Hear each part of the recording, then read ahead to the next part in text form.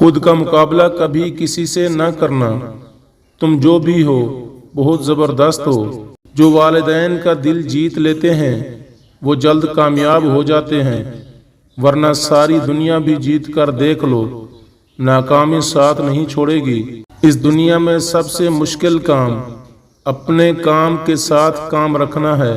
میں بہت خوش ہوں کیونکہ میں نے کسی سے امید نہیں لگائی۔ یہ کیوں بھول جاتے ہیں لوگ کہ اس مالک کے گھر میں دیر ضرور ہے مگر اندھیر نہیں ہے۔ اپنے ہاتھ سے نیکی کرنا اور دوسروں سے ہونے والے سرزد گناہ کا تذکرہ نہ کرنا، کیونکہ یہ امتحان ہے تمہارے کردار کا۔ جو اچھا انسان ہوتا ہے اس کے اندر ایک برائی وہ ہوتی ہے جو سب کو اچھا جان لیتی ہے۔ انسان کو بہت زیادہ دکھ اور تکلیف تب ہوتی ہے جب کوئی اس کے پیار بھرے جذبات اور خلوص کی بے قدری کرتا ہے۔ گھر میں داخل ہوتے وقت پاؤں کے انگوٹھے اور ہاتھ کی کلائی پر درد اٹھے تو سمجھ جاؤ تم پر کسی نے کالا جادو کیا ہوا ہے۔ اللہ تعالیٰ جب کسی بندے سے ناراض ہوتا ہے تو اسے پاکیزہ لوگوں کی عیب جوئی میں مشغول کر دیتا ہے۔ اپنی آواز کے بجائے اپنے دلائل کو بلند کیجیے۔ پھول بادل کے گرجنے سے نہیں برسنے سے اگتے ہیں۔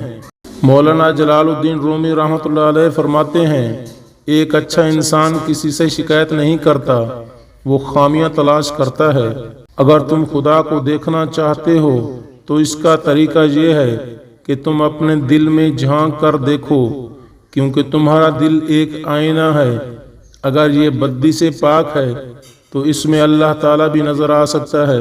ہمیشہ اچھا بولیں اور اچھا سوچیں، کیونکہ بد زبانی اور بد گمانی یہ دو ایسے عیب ہیں جو انسان کے ہر کمال کو زوال میں بدل دیتے ہیں۔ دنیا والوں سے شکوہ مت کرو بلکہ خود کو بدلو۔ پاؤں کو گندگی سے بچانے کے لیے جوتا پہنتے ہیں، نہ کہ سارے شہر میں قالین بچھاتے ہیں۔ انسان کو سہارے کھوکھلا کر دیتے ہیں، امیدیں انسان کو کمزور کرتی ہیں۔ اپنی طاقت کے سہارے جینا سیکھیے، لوگوں کے سہاروں کو چھوڑ کر اپنی طاقت کے ساتھ زندگی بسر کیجیے۔